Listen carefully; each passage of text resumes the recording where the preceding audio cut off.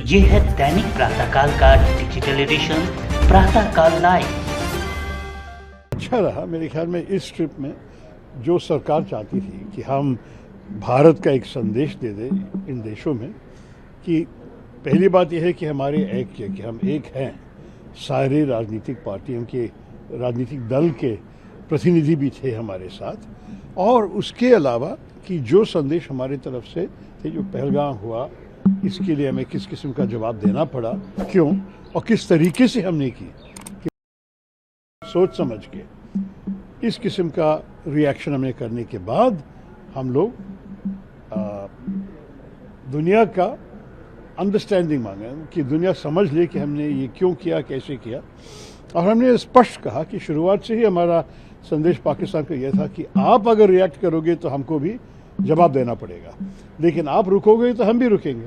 और जब उन्होंने रुका तो उसी वक्त भारत भी रुका। तो मेरे ख्याल में ये संदेश लोग समझे कि हम नहीं चाहते थे कि युद्ध पे चले जाए। भारत का फोकस है हमारे विकास, हमारे जनता की भविष्य, उसमें हम लगे हैं।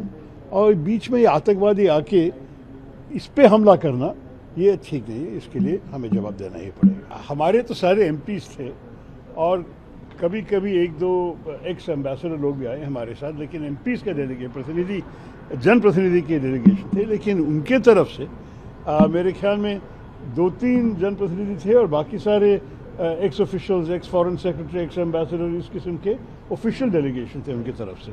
तो फ़र्क है। और हम जितने देश गए तो 7 डेलीगेशन भेजे, उन्होंने मेरे ख्याल में 1 ही भेजा या 2। हम तो बहुत सारे देश पे हमारे संदेश पहुंचा सका, वो लोग नहीं कर सके मेरे ख्याल में।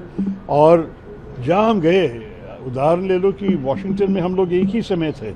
आप हमारे अपॉइंटमेंट्स का लिस्ट देख लीजिए और उनकी देख लीजिए, कोई कंपैरिजन नहीं है। तो मेरे ख्याल में अगर आप एक और दूसरी तरफ देखना चाहते हैं तो जिस किस्म से भारत ने अपना काम किया, मेरे ख्याल में पाकिस्तान नज़दीक भी नहीं आए।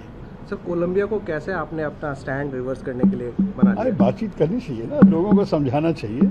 हम पहुंचते हुए ही हमारी एक प्रेस कॉन्फ्रेंस था, तो उसमें मैं एक सिग्नल भेज सका कि हम बहुत डिसअपॉइंटेड हैं, नाराज़ हैं। फिर उसी रात को एक प्राइवेट डिनर थे हमारे लिए, जो कोलंबिया की जो एक्स एम्बेसडर थी यहाँ थी, उन्होंने एक डिनर होस्ट की हमारे लिए, जहाँ फॉरेन मिनिस्ट्री के जो एशिया डायरेक्टर हैं वो भी शामिल थे।